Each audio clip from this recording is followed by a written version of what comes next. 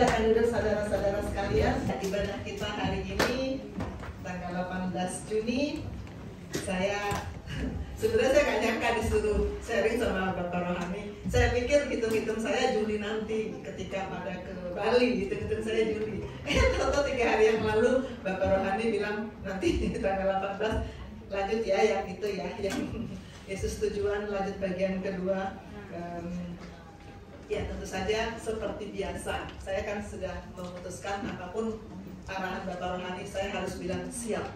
Tidak boleh cari-cari alasan ini itu. Maka saya hanya bilang siap Bapak, walaupun ya kelabakan juga sih karena cuma 3 hari, tapi harus siap. Dan kita percaya firman itu memang, dan ternyata dari atas firman itu selalu datang, dan firman itu yang selalu mengalir, tidak pernah berhenti seperti sungai air kehidupan. Dan sekarang kita akan masuk pada bagian kedua. Bagian pertama minggu lalu, Jesus is our destiny in life. Dan sekarang kita masuk dalam bagian kedua. Dan waktu saya merenungkan tujuan, saya merasa bahwa memang tujuan itu adalah hal yang sangat penting dalam kehidupan kita sehari-hari. Saya dokter, setiap hari saya visit pasien dengan tim. Dari pasien ke pasien kami membicarakan kasusnya. Kalau ada pasien yang sudah berhari-hari dirawat, yang memang kita tahu nggak semua penyakit bisa sembuhkan, kita tahu ini pasien nggak bakal pulang jalan, kita tahu. Saya selalu tanya ke tim kami, tujuan kita merawat pasien ini apa? Tujuannya apa? Karena kalau tujuannya sampai dia jalan, pasti nggak bisa, karena dia akan di sini terus. Jadi sekarang tujuannya apa? Sangat penting untuk kita mengetahui sebetulnya tujuan dari setiap apa yang kita lakukan, setiap apa yang kita hadapi. Keluar dari rumah, tujuannya apa? Kalau nggak punya tujuan, hidup ini betapa membosankan, betapa tidak berarti. Pastikan kita sungguh-sungguh merenungkan dan mendapatkan tujuan itu. Apalagi ini tujuan Tuhan. Kita akan sama-sama membaca nats pembimbing yang tadi sudah dibacakan oleh Pastor Jerry. Kita ulang bersama. Saya undang kita untuk bangkit berdiri. Kita hormati firman. Kita deklarasikan Roma 11 ayat 36, 1, 2, 3. Sebab segala sesuatu adalah dari Dia dan oleh Dia dan kepada Dia. Bagi Dialah kemuliaan sampai selama-lamanya. Kita ulang sekali lagi. 1, 2, 3. Sebab segala sesuatu adalah dari Dia dan oleh Dia dan kepada Dia. Bagi Dialah kemuliaan sampai selama-lamanya. Amin. Silakan duduk Bapak Ibu Saudara.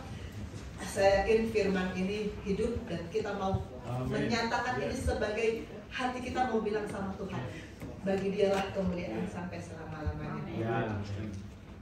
Sekali lagi saya mau review bahwa sepanjang tahun ini kita akan bicara tentang Jesus Center, dan kita memang sudah berjalan sampai yang kelima. Kita sudah bicarakan Jesus adalah sumber, penopang, pengarah, pelindung, dan minggu lalu kita sudah bicara Jesus tujuan, dan sekarang kita akan part 2, bagian kedua dari Jesus tujuan. Kita mulai seperti biasa ya, saya selalu suka dengan sistematika what, who, when, why, supaya jalan pikiran kita lebih sistematis. What, apa? Saya seperti biasa juga suka membuka kamus supaya jangan salah ya. Tujuan itu apa? Pertama arah, menunjukkan arah. Kedua menunjukkan apa yang mau dituju, maksudnya apa. Itu tujuan. Sekarang kita masuk pada firman. Kita sama-sama membuka dan membaca Keluaran 8 ayat 1 sampai 8. Ayatnya ada di layar. Saya akan membaca bagian yang ganjil, ayat 1. Bagian yang genap Bapak Ibu Saudara bersama-sama. Saya akan mulai dari ayat 1. Berfirmanlah Tuhan kepada Musa, pergilah menghadap Firaun dan katakan kepadanya, beginilah firman Tuhan, biarkanlah umatku pergi supaya mereka beribadah kepadaku. Jika aku biarkan pergi, maka aku akan Katak-katak akan mengeriap dalam sungai Nil, lalu naik dan masuk ke dalam istanamu dan kamar tidurmu, ya sampai ke dalam tempat tidurmu, ke dalam rumah pegawai-pegawaimu dan rakyatmu, bahkan ke dalam pembakaran rotimu serta ke dalam tempat adonanmu. Kata-kata itu akan naik di dalam Berfirmanlah Tuhan kepada Musa, katakanlah kepada Harun, ulurkanlah tanganmu dengan tongkatmu ke atas sungai, ke atas selokan dan ke atas kolam, dan buatlah kata-kata bermunculan meliputi tanah Mesir.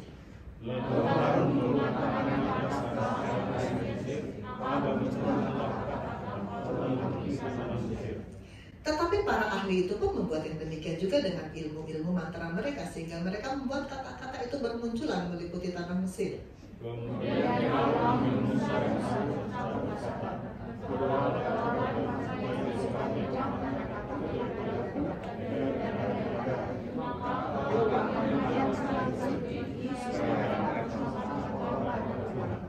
Oke, siapa yang pernah sekolah minggu pasti tahu cerita ini.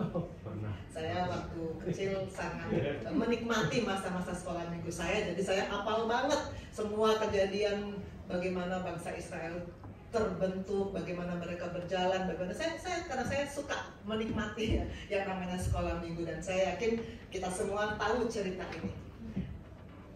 Bangsa Israel itu dimulai dari seorang Abraham. Kita tahu bagaimana cerita Abraham dipanggil Tuhan dari, saya pernah tayangkan slide map ini ya, dari Ur Kasdim, kemudian dia berjalan tidak tahu kemana, tapi Tuhan arahkan terus, dan akhirnya dia sampai di Kanaan. Itulah Abraham yang kemudian dikatakan Bapa orang beriman, Bapa orang Israel. Nah, Abraham ini kemudian punya satu anak namanya Ishak. Dan kita juga tahu bagaimana ceritanya Ishak. Yang gambar ini salah satu gambar yang sangat fenomenal dari kisah Abraham ya, di mana dia ditantang oleh Tuhan untuk mempersembahkan Ishak, dan ternyata Abraham membuktikan imannya. Sesudah Ishak, maka Ishak punya dua anak. Abraham hanya punya satu anak ya, Ishak punya dua anak, Yakub dan Esau. Esau dan Yakub yang sebelum, tapi Tuhan memilih Yakub, dan Yakub ini yang kemudian dipilih Tuhan untuk meneruskan generasi ini, dan Yakub kemudian punya 12 anak. Sampai segini saya rasa semuanya sudah tahu ya. Kalau tahu. Nah, sesudah Yakub dengan 12 anaknya itu di Kanaan, sebenarnya kisah ini kan dimulai dari Yakub dengan klannya itu ke Mesir karena kelaparan. Sebenarnya di generasi Abraham juga sudah pernah terjadi kelaparan. Dan ini di Kejadian 12, Abraham juga ke Mesir. Rupanya kalau kelaparan mereka pada lari ke Mesir ya. Mesir itu memang menjanjikan banyak hal, penuh dengan godaan yang menjanjikan. Di Kejadian 12, Abraham juga pernah ke Mesir karena kelaparan. Nah, di Kejadian 46, Yakub dan 70 orang klannya, keluarga besarnya dengan 12 anak, dengan mantu, dengan cucu, berjalan dari Kanaan ke Mesir. Ketika itu Yusuf sedang menjadi wakil Firaun di Mesir ya, karena kelaparan. Disinilah awal mulanya di mana bangsa Israel bertempat tinggal di Mesir, dan bangsa Israel karena diberkati, mereka tentu saja menjadi banyak, dan akhirnya mereka dirasa oleh Mesir sebagai ancaman, maka mereka diperbudak. Keluaran mencatat bahwa bangsa Israel berdiam di Mesir sebagai budak selama 430 tahun. Lebih-lebih beti-beti dengan kita dijajah di zaman company ya. Beti-beti ya. Selama 430 tahun. Kemudian tentu saja Tuhan, semua yang terjadi kan tidak luput dari pengamatan Tuhan. Maka Allah Bapa merencanakan pembebasan umatnya melalui memberikan 10 bencana ya. Firaun didatangi oleh Musa, dan yang tadi kita baca itu bencana kedua. Saya tidak mengkhotbahkan tentang kata-kata sebetulnya. Saya mengajak kita menceritakan, membaca tadi itu Keluaran untuk mendapat gambaran, oh seperti ini yang ketika itu terjadi. Yang tadi kita baca adalah bencana yang kedua, tentang kata-kata. Sebetulnya yang menarik dari kata-kata ini adalah bukan katanya, tapi firman Tuhan kepada Musa. Nanti kita akan lihat. Sesudah Tuhan membebaskan bangsa Israel, maka mulailah mereka melewati perjalanan panjang dari Mesir ke Kanaan. Mesir ke Kanaan sebetulnya tidak akan sampai 40 tahun, tetapi yang dialami oleh bangsa Israel ketika itu diprolong. Perjalanan mereka diprolong. Kalau Koas dengar kata prolong pasti merinding ya. Mana ada Koas yang mau diprolong seminggu aja udah teriak-teriak ya. Bangsa Israel diprolong berapa lama? 40 tahun. Yang sebetulnya berapa lama yang sudah ke Timur Tengah? Bapak Rohani sudah pernah ke Timur Tengah. Perjalanan normalnya dari Mesir ke Kanaan berapa ya Bapak ya? Kalau jalan kaki 2 minggu. Jalan kaki 2 minggu. Sedangkan harusnya 2 minggu sudah sampai, tapi ini 40 tahun baru sampai ya. Oke, karena apa? Karena mereka banyak ulah. Kita tentu tahu bagaimana sejarah bangsa Israel. Banyak ulah sehingga Tuhan mendidik mereka dengan cara memprolong mereka. Jadi koas ya, prolong itu untuk mendidik ya. Jadi kalau diprolong bersuka cita lah.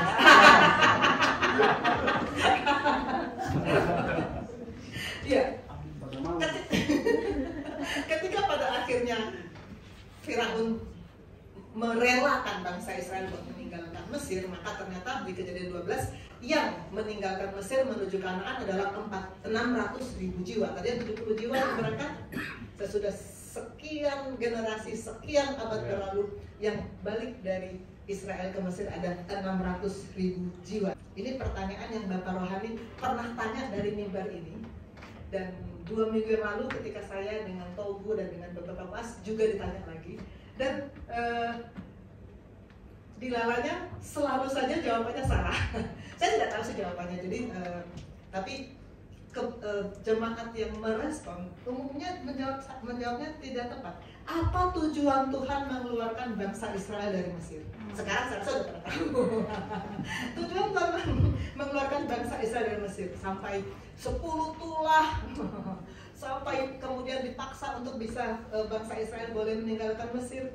Semua rata-rata pada awal menjawab untuk masuk Kanaan.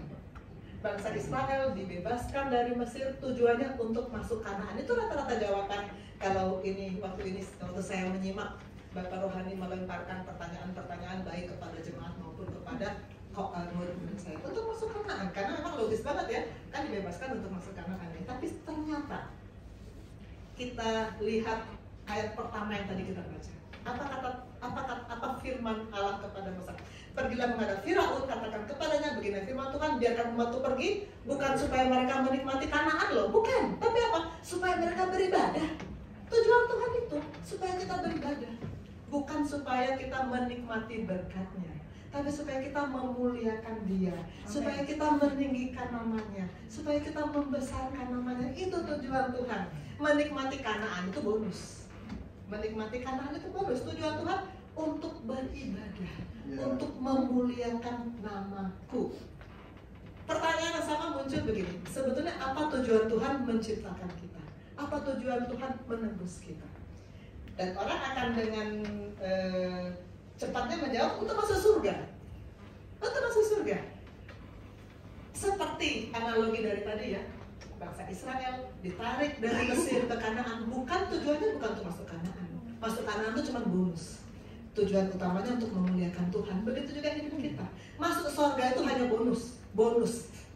Tujuan Tuhan adalah untuk kita memuliakan Dia. Ayat 6-10 tadi, segala sesuatu adalah dari Dia, oleh Dia, kepada Dia.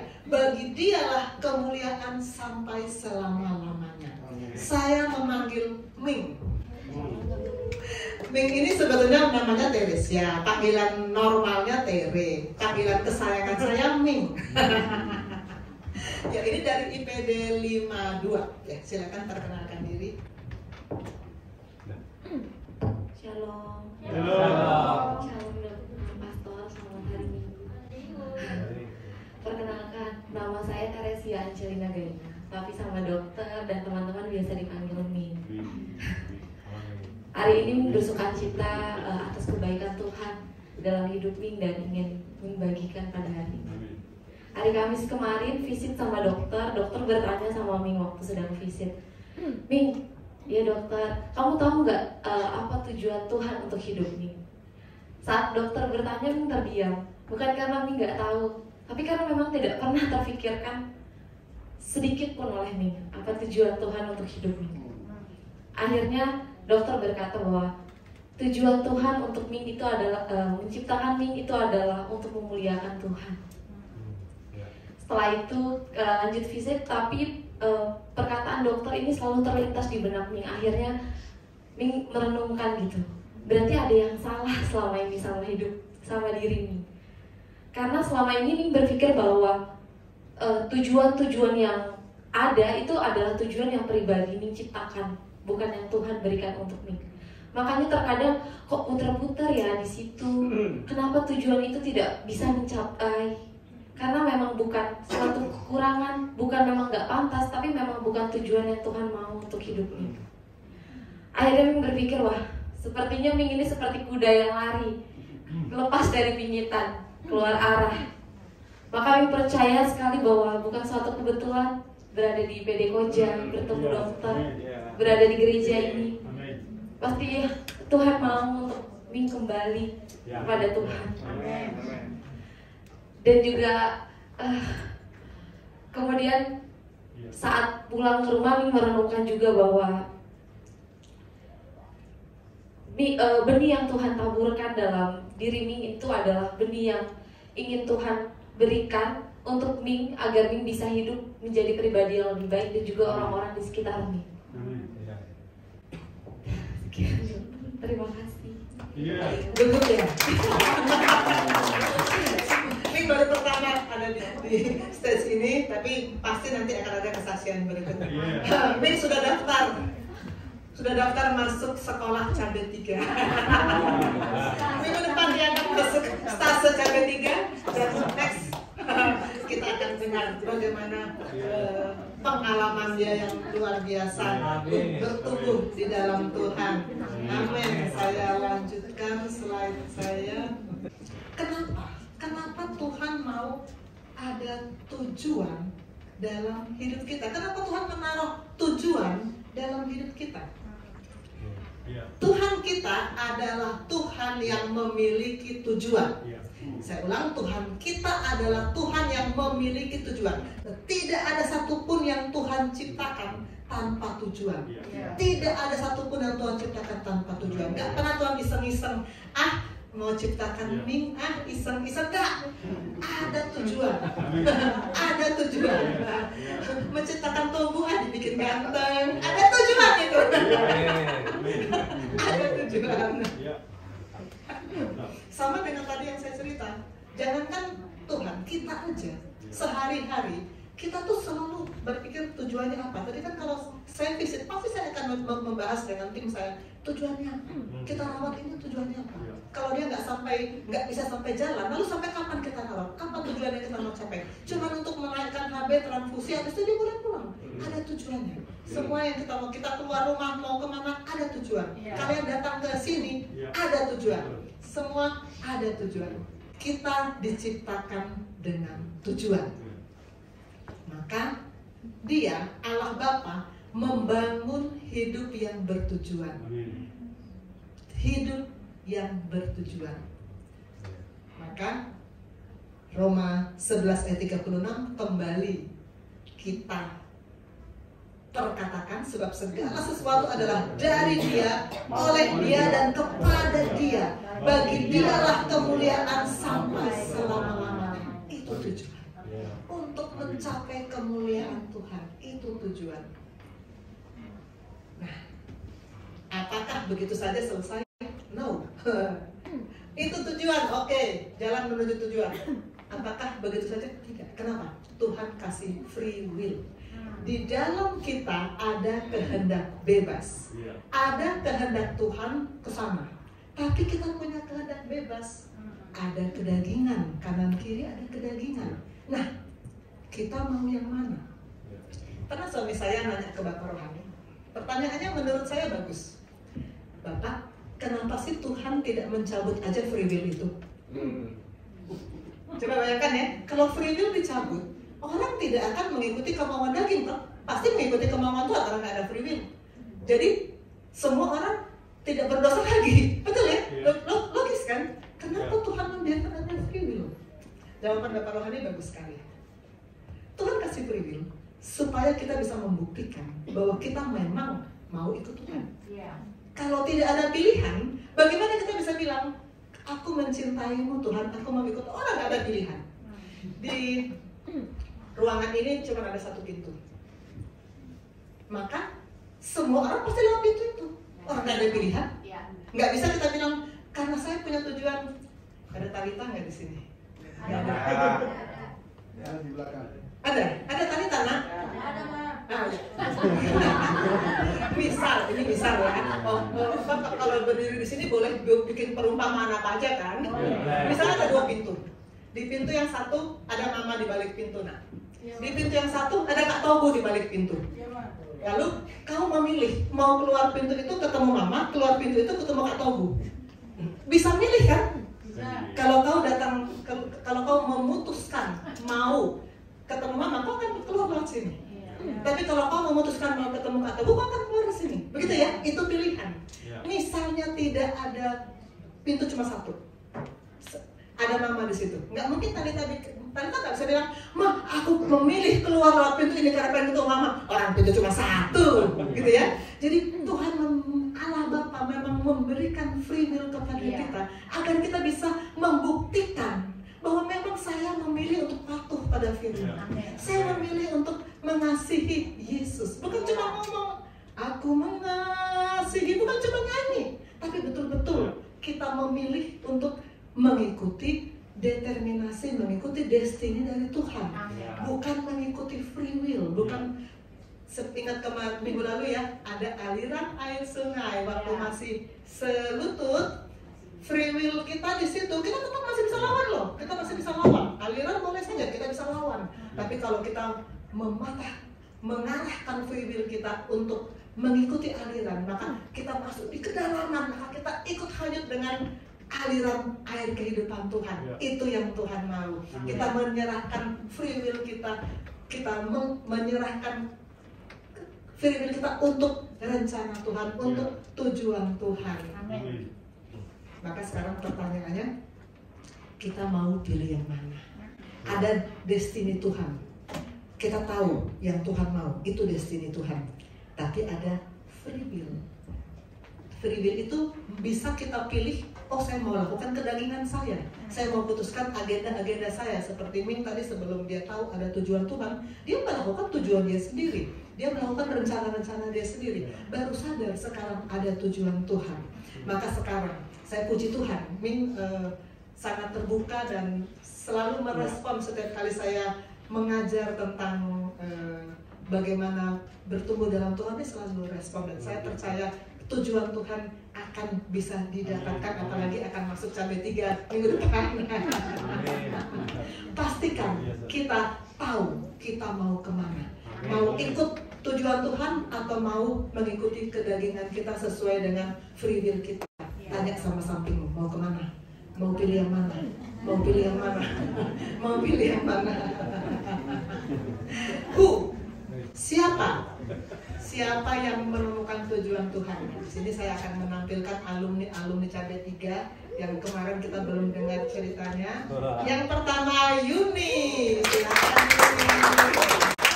Kita pernah mendengar Yuni sharing di sharing saya sebelum ini, tapi ceritanya ketika itu berbeda ya. Ketika itu bagaimana dia sebelum bertemu Tuhan, yang bahkan sampai ada keinginan mau suicide. Luar biasa. Sekarang ini sudah melewati pendidikan Cabai 3. Silakan. Shalom. Shalom. Saya diberkati Tuhan. Nyambung banget.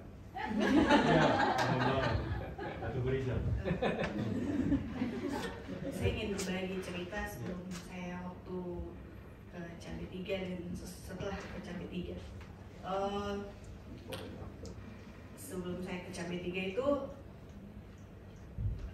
sebelumnya Kak Eva pergi duluan, terus saya bertanya sama Kak Eva di sana bagaimana?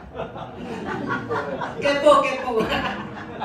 Kak Eva cerita bagaimana dia di sana dilatih juga dengan kehidupan rohaninya. Kemudian saya bilang saya mau juga, saya mau. Terus tapi tunggu saya berdoa dulu. Saya bilang gitu. Tapi tunggu saya berdoa dulu. Terus tapi kok di hati saya tuh bilang kalau memang kamu harus pergi gitu.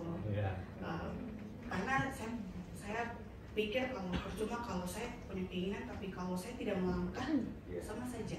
Nah, sama saja. toh kalau untuk Tuhan kenapa tidak gitu. Sudah saya berdoa, saya bilang oke, boleh kasih tahu dokter Susan, boleh kasih tahu dokter Susan.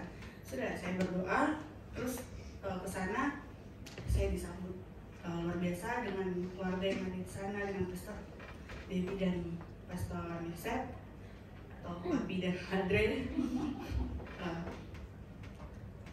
Di sana kayak keluarga ini, saya awalnya tuh saya kaku banget ya. saya rasa tegang sekali karena saya takut dengan ditanya-tanya tentang firman, saya tidak tahu. Iya, saya takut sekali. Tapi toh seperti kayak bapak dan anak, mama dan anak yang bikin suasananya tuh santai aja. Terus waktu saya sharing, saya tanya apa yang saya bingung selama ini, terus Papi dan Andre jelaskan. Di situ saya ingat bahwa saya ini anak Tuhan, saya murid Tuhan dan saya hamba Tuhan. Kita ini diri kita itu ada anak, kita sebagai anak kita bisa jadi murid dan kita bisa jadi hamba. Dimana kalau kita jadi anak itu kalau kita punya hubungan yang baik sama Bapak, berarti kita harus dekat sama Bapak. Kalau kita kalau kita mau jadi murid, berarti kita harus siap diproses. Kalau kita mau jadi hamba, tujuan kita untuk menyenangkan hati Tuhan. Itu yang saya tangkap. Saya bilang saya mau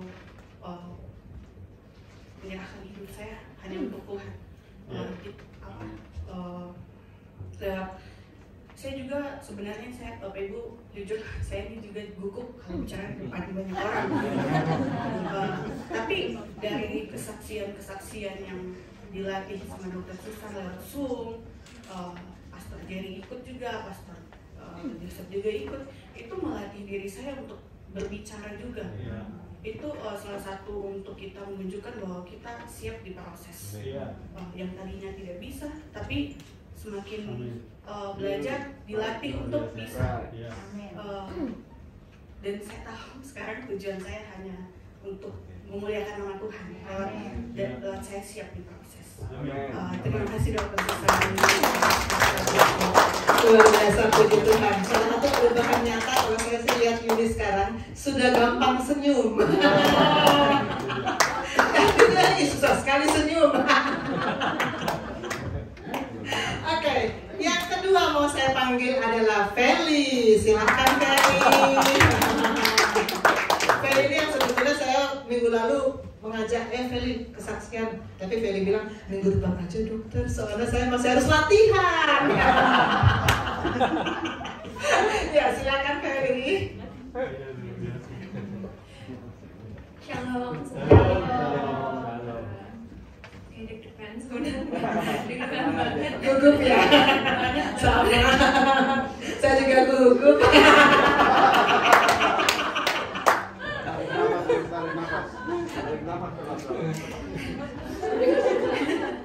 Iya, jadi saya kan sebenarnya introvert banget, jadi malu banget untuk berdiri di sini cerita ke teman-teman sekalian, tapi nggak apa-apa.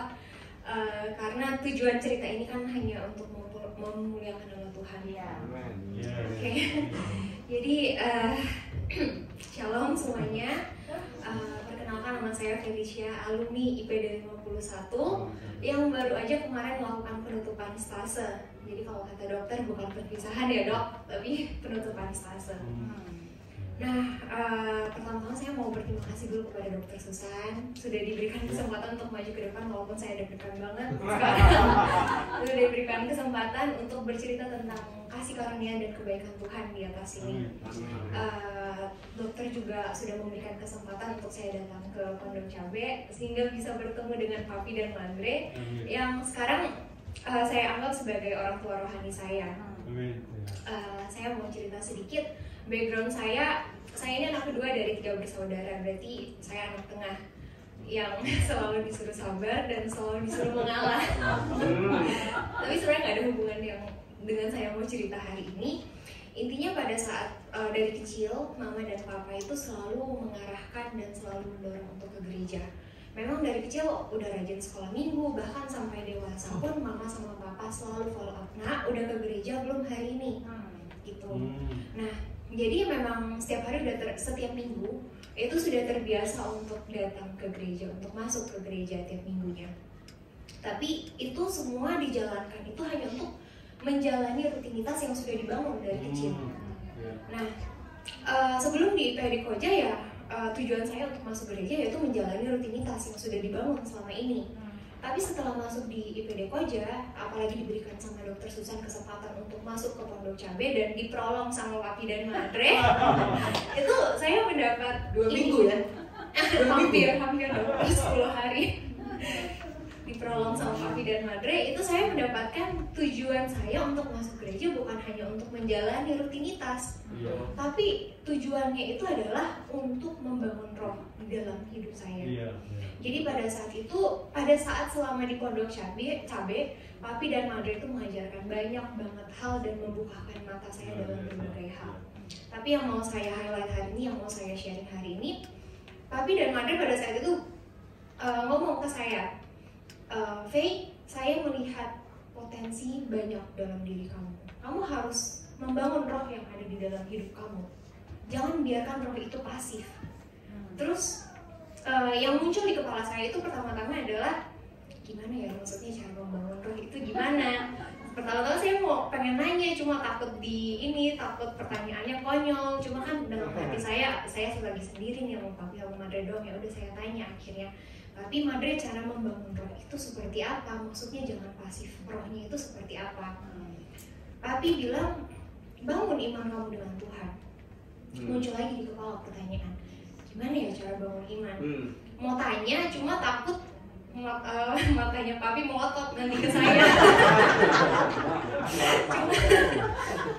Cuma kan pas itu sendiri, jadi memberanikan diri dan sudah ngomong juga ke Tuhan yang menempatkan saya di IPD Koja, Tuhan membiarkan Dokter Susan membimbing saya, Tuhan menempatkan saya di Pondok Cabe, berarti saya akan siap untuk ditegur melalui kedua orang tua hati saya.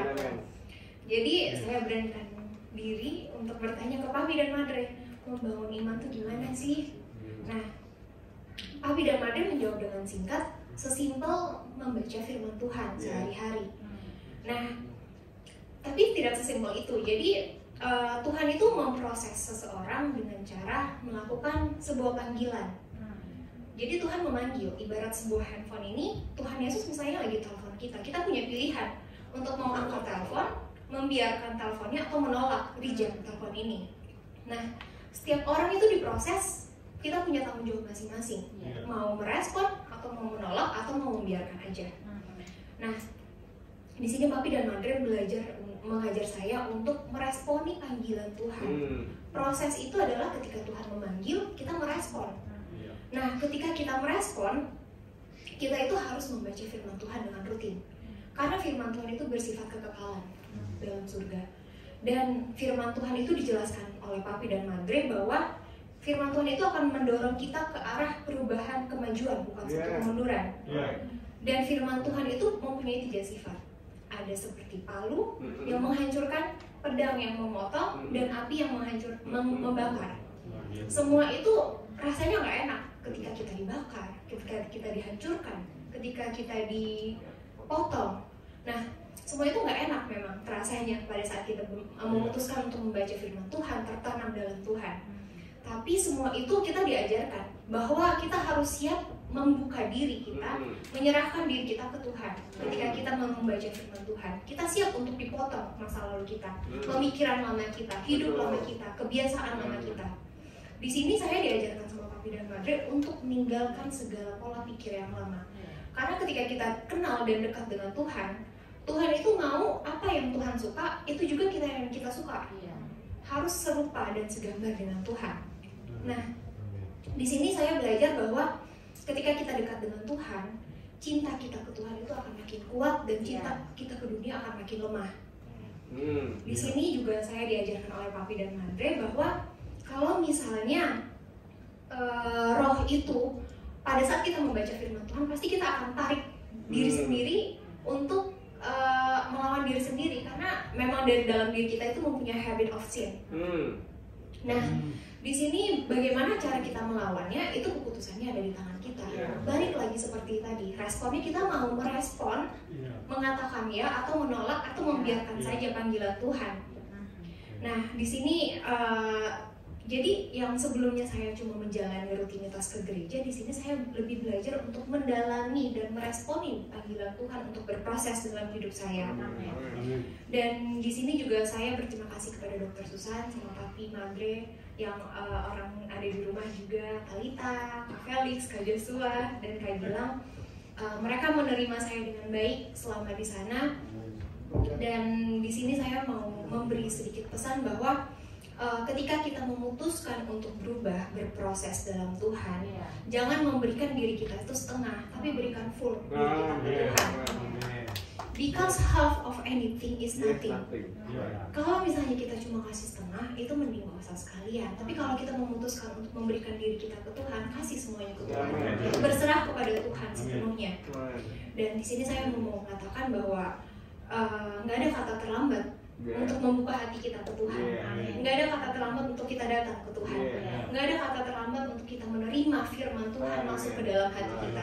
Kita harus membuka hati kita untuk firman Tuhan, bukan menggunakan logika. Dan di sini kata-kata terakhir mungkin, it's never too late and never too old to obey God.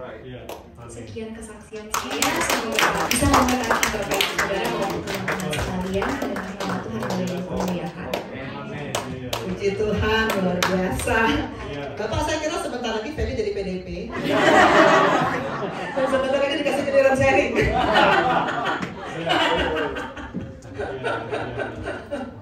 Oke, saya akan panggil yang berikutnya, yang terakhir menyelesaikan CB3, yaitu Michelle. Silakan Michelle. Michelle ini terakhir bukan karena memang dia anak bontot, tapi karena semua kan digilir, nggak mungkin semuanya sekaligus sama-sama. Jadi kebetulan memang Michelle terakhir, dan karena semalam dia chat saya, dia bilang Michelle diberkati luar biasa di CB3. Oh, kita jadi kepo ya sama saya. Oke, silakan Michelle. Shalom semuanya. Halo, saya Michelle Busalin. Sebenarnya di IPD juga saya paling bontot, dokter. Memang di IPD 51 saya yang paling bontot. Oh, gitu ya, cocok kalau gitu. Iya. Iya, selamat hari Minggu semuanya. Terima kasih dokter sudah beri kesempatan untuk sharing pagi ini. Sebenarnya awal masuk aja bingung, kenapa dimasukin ke Koja? Kenapa nggak di Semarang? Kemarin kan masih di Semarang. Aduh, masih mau di Semarang, kenapa harus dipindah ke Jakarta sekarang? Harus masuk Koja, ada IPD lagi. Aduh, baru minor anak kemarin nih. Ketemu mayor. Aduh, saya mau istirahat tuh, capek. Tapi mungkin Michelle 10 minggu yang lalu belum tahu, tapi 10 minggu ke depan akan ditempa, posisi, diubah hidupnya di sini. Ini saya juga seperti kabar, sebenarnya gugup. Biasanya pendiam sampai malam, Papi bilang, oh, Madre kira, Papi kira kamu orangnya pendiam, tapi ternyata sudah ngomong, oh iya lancar juga ngomongnya. Ya, yang seperti kata dokter tadi, ya saya dapat giliran terakhir di CB3, jadi hanya kebagian sebentar, tidak bisa prolong. Tapi selama di CB3 saya sangat diberkati di sana. Waktu datang, banyak ngobrol dengan Papi dan kami, dengan Madre, lalu ditanya apa kesulitan untuk kamu, dan untuk aku salah satunya kurang percaya diri. Aku anggap enggak cantik, enggak pintar, biasa aja. Tapi Papi bilang, kamu itu cantik tau, manis mukanya. Langsung.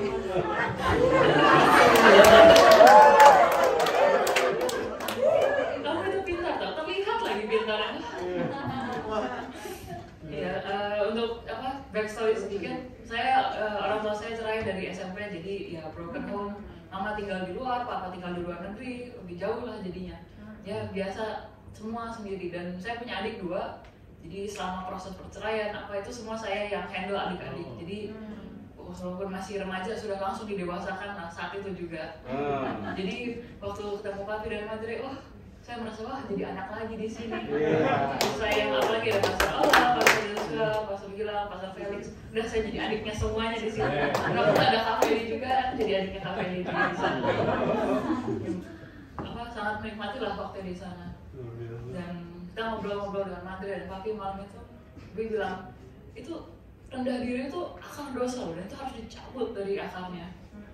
Saya terkaget, akar dosa ternyata saya kira memang saya begini, tapi ternyata tidak baik ini, karena Papi bilang kamu itu punya potensi yang besar dan ini akan menghalangi potensi itu, dan kita harus cabut ini dari akarnya. Setelah dipikir-pikir iya juga ya, kalau kita tidak percaya diri, kalau kita segalanya takut, itu menghalangi cara Tuhan, menghalangi rencana Tuhan untuk maju ke depannya bagaimana. Lalu Papi dan Madre tanya, apakah Michelle sudah pernah dibaptis? Ya, aku jawab sudah waktu itu, umur 12 tahun. Kenapa Michelle dibaptis? Aku mikir, loh, iya ya, kenapa ya? Karena sudah 12 tahun Papi, 12 tahun Madre. Diarahkan dari gereja. Lalu tapi kenapa perlu dibaptis itu? Wah, nggak bisa jawab. Tapi ya setelah ngobrol banyak, Papi berkata iya dibaptis itu nggak bisa cuma kamu 12 tahun dibaptis dicebur itu. Apa bedanya sama kamu cebur di selokan, di kolam lain, di lautan? Nggak ada bedanya. Ya, lalu akhirnya ya juga ya, tapi pikir dibaptis dulu, kenapa ya? Tapi Madre mengajarkan itu, Papi juga mengajarkan bahwa kalau kita melakukan perjamuan kudus itu Tuhan memberi dirinya untuk kita, sementara untuk baptis itu cara kita memberi diri kita untuk Tuhan supaya ketemu di tengah. Ya, lalu Madre tanya, sudah pernah mengaku Tuhan Yesus Juru Selamat? Terus aku pikir lagi, iya ya, nggak pernah Kristen dari kecil, nggak pernah melakukan pernyataan karena ya udah Kristen gitu. Lalu malam itu dibimbing oleh Madre, ayo kita berdoa, minta maaf, minta ampun semua dosanya, lalu terima Tuhan Yesus lagi. Perkatakan Tuhan Yesus itu Juru Selamatku, aja di atas hidupku. Terus sudah itu sampai menangis itu malam-malam dengan Madre. Lalu sudah terima Tuhan Yesus lagi, sudah minta ampun, lalu form yang tadinya saya isi yang berisi kekhawatiran-kekhawatiran, trauma, masa lalu dan lain-lain, itu kita di dapur kita nyalakan api, kita bumi hanguskan di samping rumah, dan sambil melakukan itu memperkatakan dengan iman ini dosa-dosaku, ini sudah di bumi hanguskan, sudah tidak ada. Michelle yang sekarang sudah bukan Michelle yang dulu lagi, dan sekarang hidupku adalah miliknya Tuhan. Dan dari situ saya juga yang paling disadarkan bahwa tujuan Tuhan untuk saya itu agar ya orang lain lihat, oh di dalam Michelle itu ada Tuhan Yesus. Dia seperti itu tujuan Tuhan untuk membawa aku ke sini. Kalau lihat Michelle ya Tuhan Yesus ya, mesti begitu. Nanti kita akan masuk di situ. Kita lanjut ya. Kita sekarang sampai pada how. Tadi kita sudah what, why, who, sekarang how. Bagaimana untuk bisa mendapatkan tujuan Tuhan? Ada dua hal. Pertama, kita harus menyatu dengan Kristus. Dan yang kedua, kita harus menyatu dengan pekerjaannya di bumi. Kita mulai dari yang pertama, menyatu dengan Kristus. Gambar yang saya tayangkan ini adalah ilustrasi yang sering dipakai Pastorio kalau permodulan. Gambarnya sih beda, tapi ilustrasinya sama tentang air teh. Kita semua tentu sudah pernah melakukan gambar itu. Ada air putih dan ada kantong teh. Lalu kita masukkan kantong teh di air putih dan kemudian jadilah air teh. Saat kita menikmati air teh, kita nggak bisa lagi mengatakan yang mana yang air, yang mana yang teh. Air dan teh sudah menyatu menjadi air teh. Begitulah seharusnya kita dengan Kristus. Kalau kita sudah menyatu dengan Kristus, orang nggak bisa lagi membedakan. Maka tadi Michelle bilang, orang lihat Michelle, lihat Kristus. Orang lihat Togu, lihat Kristus. Orang lihat Talita, lihat Kristus. Orang lihat Pastor Jerry, lihat Kristus. Karena sudah menyatu dengan Kristus. Efesus 1 ayat 10. Sebagai persiapan kegenapan waktu untuk mempersatukan dalam Kristus sebagai kepala segala sesuatu, baik yang di sorga maupun di bumi. Sebagai persiapan, karena nanti di kekekalan kita akan menyatu dengan Kristus. Maka sekarang persiapannya kita menyatu dengan Kristus. Mau menyatu dengan Kristus di kekekalan? Amin. Pasti mau. Kalau tidak, siapa yang tidak mau menyatu dengan Kristus di kekekalan, sekarang nggak usah menyatu dengan Kristus, nggak usah. Nggak usah persiapan, nggak usah. Orang kita nanti nggak berniat untuk menyatu dengan Kristus di kekekalan. Tapi kalau kita katakan saya mau menyatu dengan Kristus di kekekalan, maka sekarang kita harus mempersiapkan diri, mulai menyatu dengan Kristus. Supaya kalau orang lihat kita, orang lihat hidupnya Kristus, orang lihat pekerjaan kita, orang lihat pekerjaannya Kristus.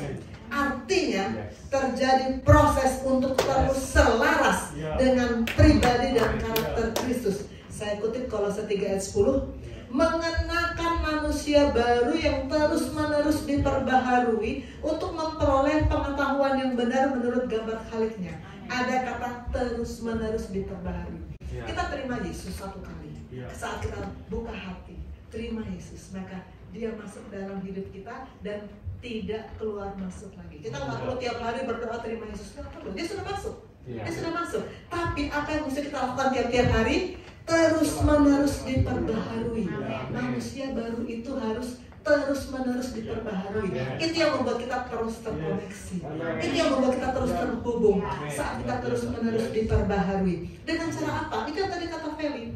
Dengan firman. Pasti dengan firman. Ini adalah gambar yang sudah berkali-kali diajarkan oleh tim gembala kepada kita, dan karena saya yakin banyak koas yang ketika itu kan belum masuk IPD Koja. 3 tahap pembenaran. Kita adalah orang berdosa yang dibenarkan.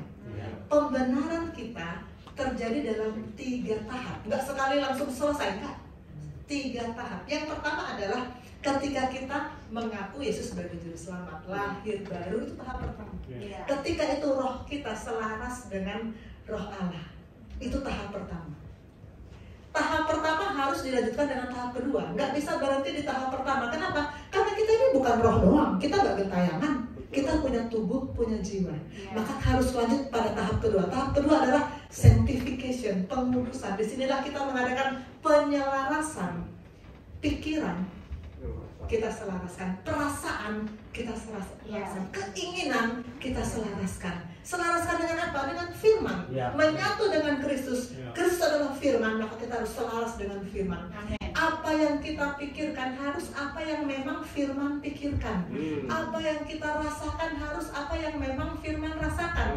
Gak ada di firman bahwa firman itu mengajarkan kita untuk merasa sedih, marah, kesel. Gak ada kan? Yang ada kan sukacita, damai sejahtera. Maka harus itu yang kita rasakan, apapun yang terjadi. Filipi 4 ayat 4 itu sebetulnya simpel, tapi itu luar biasa. Apa bisa kita lakukan? Bersukacitalah senantiasa. Karena itu perasaan firman. Tidak ada perasaan firman gagal, patah hati, nggak ada, iba diri, nggak ada. Itu dulu saya sebelum masuk sini, saya melankolik ya. Iba diri terus, menderita terus. Tidak, perasaan firman itu yang harus menjadi perasaan. Kehendak firman itu yang harus menjadi kehendakku. Selaras dengan firman artinya kehendakku adalah apa yang dikehendaki oleh firman. Kalau pagi-pagi bangun masih ngantuk, firman bilang pagi-pagi benar ketika hari masih gelap Tuhan Yesus pergi ke bukit untuk berdoa. Kita bilang aku mau ikut firman. Bangun, doa. Ikuti apa kehendak firman. Amin. Itulah penyelarasan. Itu tahap 2. Tahap 3 nanti di kekekalan ada pembenaran kekal. Kalau kita tidak masuk tahap 1, tahap 2, maka bisa tiba-tiba mencolok tahap 3. Semua orang pengen masuk surga. Semua orang pengen bersama-sama Allah di kekekalan. Tapi lewati nggak tahap 2 itu? Selaraskan nggak pikiran, perasaan, dan keinginan dengan firman? Mari kita mulai hidup dalam penyelarasan dengan firman tiap-tiap hari. Amin. Galatia 2:19-20. Sebab aku telah mati. Kita kembali dengan kata-kata mati. Kemarin kan di slide yang minggu lalu, ketika air sudah menutupi sampai kepala, kita memang mati, hanyut, mati untuk daging. Kita mati, kata Paulus, sebab aku telah mati untuk hukum Taurat, oleh hukum Taurat untuk hukum Taurat, supaya aku hidup untuk Allah. Aku telah disalibkan dengan Kristus, namun aku hidup. Tapi bukan lagi aku sendiri yang hidup, melainkan Kristus yang hidup dalam aku. Dan hidup yang kuhidupi sekarang dalam daging adalah hidup oleh iman dalam anak Allah yang mengasihi aku dan serahkan dirinya untuk aku. Mati dengan Kristus, bangkit dengan Kristus. Itu adalah inti kehidupan yang Tuhan mau. Paulus menyaksikan bagaimana hidup Kristus menyatu dengan pribadinya dalam Roma 8 ayat 9. Roma 8 ayat 9 dikatakan, kamu tidak hidup dalam daging melainkan dalam roh. Jika memang roh Allah diam dalam kamu. Tapi jika orang tidak memiliki roh Kristus, ia bukan milik Kristus. Paulus menyaksikan bagaimana Kristus menyatu dengan pribadinya. Saya juga akan undang sekarang Mary untuk menyaksikan bagaimana dia mengalami mati dan bangkit dengan Kristus. Mary maju. Silakan Mary. Selamat hari Minggu, Dokter Susan. Selamat hari Minggu, Pastor dan saudara terkasih sekalian. Betul apa yang dikatakan Dokter Susan. Jadi saya tuh sebenarnya lagi persiapan untuk ujian negara UKM PPD karena pas di IPD Koja dokter ini fase terakhir saya. Ujian negaranya itu bulan Agustus, tapi persiapan dari kampus sudah dari hari Senin besok dan ada les-les juga. Nah, itu sekilas saja dokter. Dan sekarang saya akan terima kasih dulu pertama kali untuk Dokter Susan yang sudah izinkan saya hari Minggu ini untuk sharing pengalaman saya di Pondok Cabe 3. Jadi pada saat saya datang ke Pondok Cabe 3, saya ini kan orangnya pemalu. Semua pemalu ternyata yang ke Cabe 3. Pemalu, dokter, pastor. Kemudian pas saya datang, saya tuh kan kalau kenal orang baru tuh malu, terus kayak nyepi dulu dalam bis, terus kayak ternyata disambut hangat oleh pastor dan pastor Joseph dan pastor Debbie. Kemudian disambut hangat juga oleh Kak Joshua, Kak Gilang, semuanya, Talita, terus ada teman-teman juga. Terus dari situ dipersilakan duduk dan saya ditanya-tanya. Pas pertama kali pertanyaan yang saya kaget itu dokter, pastor Debbie tanya, Meli, kamu sudah pernah lahir baru belum? Bertemu dengan Tuhan sudah belum? Terus saya bilang, dalam otak saya bertemu dengan Tuhan maksudnya ketemu fisik langsung gimana gitu. Maaf pastor, belum pernah pastor bertemu lahir baru, belum pernah pastor. Terus dari situ saya pikir ini maksudnya apa ya? Nah dari situ tiba-tiba berjalan kegiatan. Malamnya saya dokter disuruh sama pastor Yosef, kamu nanti sama pastor Ola di rumah misionaris. Waduh, dalam hatiku apa ini aku nih masalah berat banget kali ya. Sampai dipisahkan gitu dari teman-teman di Pondok Cabe, tempat tinggalnya gitu kan dokter. Waduh ini kayak berat ini masalahku. Jadi saya ada 2 pergumulan pastor dan saudara-saudara sekalian, yaitu pergumulan saya untuk ujian UKM PPD sama saya tahun depan ada rencana untuk menikah dengan kemudian pas di Pondok Cabe itu udah diantar sama Talita dokter. Talita antar sama Kak Joshua ke rumah misionaris. Kemudian saya duduk, ini saya mau diapain ya sama pastor Ola ya? Saya mau dikupas tuntas habis atau gimana? Ternyata pas waktu itu saya kira saya tidur dengan pastor Ola bareng. Pastor, kita berdua aja pastor tidurnya gitu. Kemudian pastor Ola bilang, tidak Meli, kamu di sini aja. Terus pastor Ola masuk, saya ibadah dengan pastor Ola dokter. Kemudian pastor Ola memberi nasihat lewat firman Tuhan dokter. Kemudian saya ditanya menceritakan segala pergumulan saya Dan dari situ Pastor Ola mengajarkan, Meli, kamu harus lahir baru lagi, jadi mati bersama Kristus dan lahir bersama Kristus kembali. Baik Pastor Ola, saya mau. Kemudian Pastor Ola mengatakan, semua ini ada form yang kamu harus isi, dan semua Meli katakan aja, ada dendam atau ada amarah atau ada hal-hal yang masa lalu yang tidak enak, tulis aja semua di sini. Dan besoknya saya bersama dengan Pastor Ola untuk membakar kertas tersebut. Nah, semuanya itu saya tulis di situ, saya luangkan semua di situ, rasa-rasa yang tidak enak dalam hati saya, dan saya lahir baru kembali. Kemudian besok paginya saya kembali ke rumah KB3 dan saya bertemu dengan Pastor Debbie, dan di situ kami baca firman Tuhan yang dokter kirim. Itu judulnya Mengetahui Kehendak Tuhan, dokter. Yang bacaan Alkitab itu dari Kolose 1 ayat 9 sampai 22. Dari situ saya berterima kasih kepada Pastor Debbie karena lewat firman Tuhan yang kami berdua baca, saya sangat mengerti dan dapat pencerahan juga bahwa Pastor Debbie bilang, Meli, kamu mengerti nggak apa artinya kehendak Tuhan untuk hidup kamu? Awal tuh masih bingung-bingung, terus karena ayatnya itu banyak, dari 1 sampai 22 kita baca satu persatu dikupas tuntas sama Pastor Debbie. Kemudian dari situ saya mengerti bahwa memang kita harus tahu apa tujuan dari Tuhan Yesus pada hidup kita itu. Kehendak Tuhan, apa yang Tuhan mau, itu hanya lewat firman Tuhan. Jadi firman Tuhan itu harus jadi yang utama sebelum kita melakukan segala aktivitas, bukan jadi pendukung, dokter. Dari situ saya belajar, baik dokter.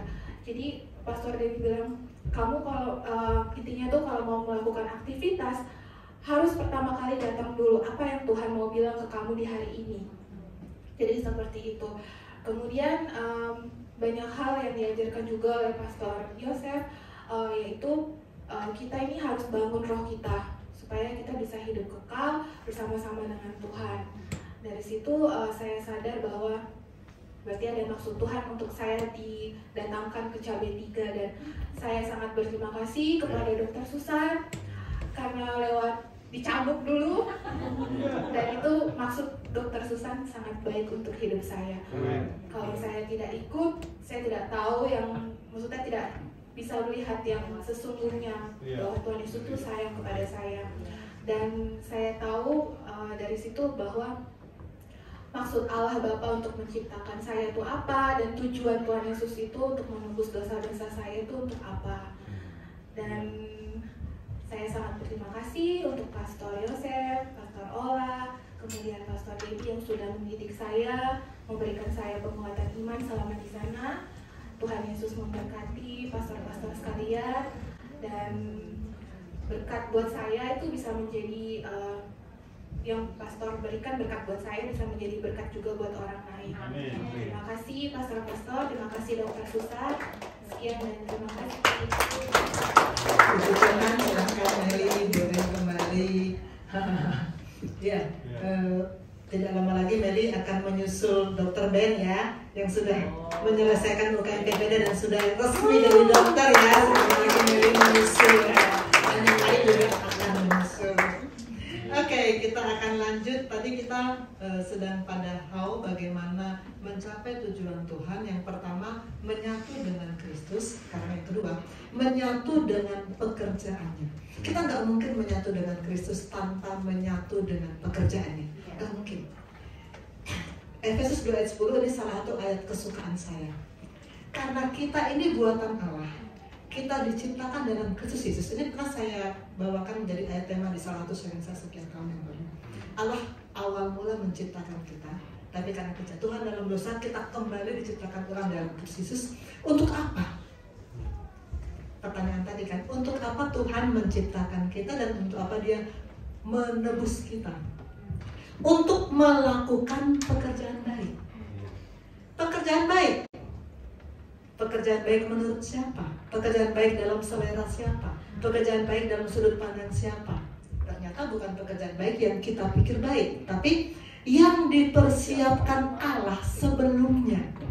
Jadi Allah mau yang kita kerjakan itu adalah yang memang Dia sudah persiapkan. Itu yang tadi determinasi Tuhan, itu yang tadi destiny Tuhan. Allah punya destiny dalam hidup kita, dan kita harus memutuskan untuk memilih ikut destiny Tuhan, bukan memilih ikut kedagingan kita. Karena kita punya free will. Sekali lagi jangan lupa, kita punya free will, bisa memutuskan mau memilih yang mana. Kalau kita bilang saya mau menyatu dengan Kristus, maka pasti itu berarti kita juga menyatu dengan pekerjaan Kristus. Dan untuk menyatu dengan pekerjaan Kristus, memang kita harus bayar harga. Untuk menggenapi itu harus sedia bayar berapapun besarnya untuk kepentingan Yesus. Memang harus bayar harga untuk kepentingan surga. Memang kita harus bayar harga. Misi Kristus ada di hati, pikiran, perasaan, dan kehendak Kristus. Kita baca Filipi 6 ayat 8. Yang pegang mic siapa? Boleh tolong baca. Tadi yang pegang mic siapa? Ya, Ben boleh baca, Ben. Filipi 2 ayat 6 sampai 8.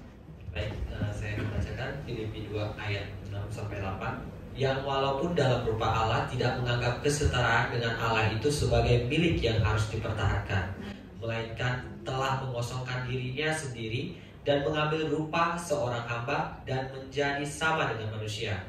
Dan dalam keadaan sebagai manusia, Ia telah merendahkan dirinya dan taat sampai mati, bahkan mati di kayu salib. Ya, puji Tuhan, terima kasih Ben.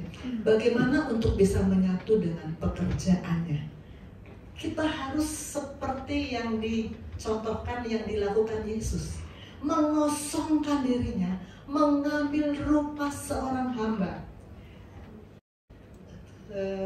Kemarin kemarin Jumat itu ya, mana Ming? Yang kita jalan bareng, terus Ming tanya sama saya sambil visit nih, Ming tanya, dokter, kalau ada orang yang menyakiti kita, menyakiti Ming, bagaimana ya? Ming mesti bersikap seperti apa ya?